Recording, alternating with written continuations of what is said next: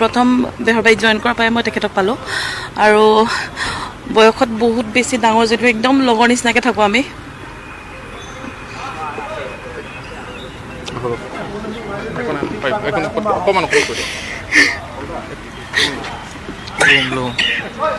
আৰু আজি একো নাই চবৰে হয় আৰু কি কৰিম এতিয়া ভগৱানে পৰিয়ালটোক শক্তি দিয়ক সেয়াই। এতিয়া যাওঁ তেওঁৰ লগতে কিবা কাইলৈতো বাক্সালৈ নিব, আজি এতিয়া তেওঁ ইয়াৰ গড়চুকৰ ঘৰটোত নিব, আমি গড়চুকলৈ যাওঁ বাক্সালৈ গ'লে একদম একদম মই কৈছোঁ নহয় আমি মানে এনেকৈ ডাঙৰ মানে আমাতকৈ বয়সত ডাঙৰ বুলি আমি একো কিবা কথা মানে এইটো বস্তুদাৰ ওচৰত নকওঁ এনেকৈ নহয়, যি মন যায় আমি তাকে ক'ব পাৰোঁ আৰু তেওঁ যি মন যায় তেনেকৈ আমাৰ লগত কথা পাতে। মানে তেওঁৰ হাঁহি ধেমালিয়ে হওক বা পৰিয়ালৰ কিবা যদি প্ৰব্লেমো থাকে তেতিয়া মানে তেওঁ লিভাৰ চিৰ'চিছ আগৰ পৰাই মানে হৈয়ে আছে, তেওঁ ট্ৰিটমেণ্টো কৰি আছিলে, মাজতে হায়দৰাবাদতো দেখালে আৰু মুম্বাইত গৈও তেওঁ গানৰ আজি 2-3 বছৰ আগলৈকে তেওঁ তেতিয়াও গান শিকিবলৈকে মুম্বাইত থাকি লৈছিলেগৈ।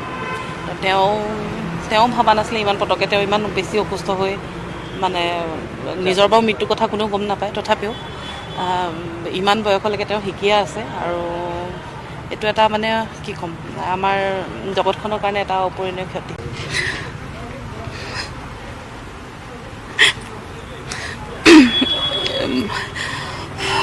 প্ৰথম বেহৰবাৰীত জইন কৰাৰ পৰাই মই তেখেতক পালোঁ আৰু বয়সত বহুত বেছি ডাঙৰ যিটো একদম লগৰ নিচিনাকৈ থাকোঁ আমি।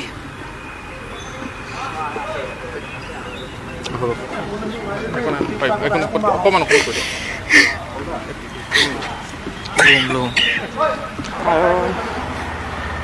আজি একো নাই চবৰে হয় আৰু কি কৰিম এতিয়া ভগৱানে পৰিয়ালটোক শক্তি দিয়ক সেয়াই। এতিয়া যাওঁ তেওঁৰ লগতে কিবা কাইলৈতো বাক্সালৈ নিব, আজি এতিয়া তেওঁ ইয়াৰ গড়চুকৰ ঘৰটোত নিব, আমি গড়চুকলৈ যাওঁ বাক্সালৈ গ'লে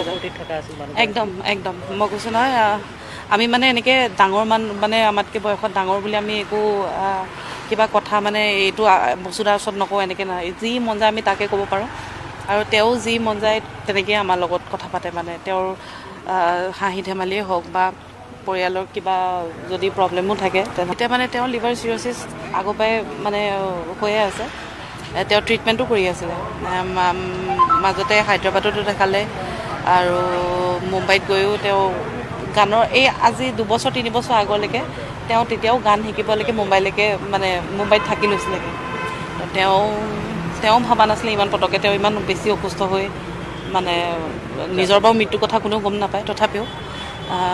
ইমান বয়সলৈকে তেওঁ শিকিয়ে আছে আৰু এইটো এটা মানে কি ক'ম আমাৰ জগতখনৰ কাৰণে এটা অপূৰণীয় ক্ষতি।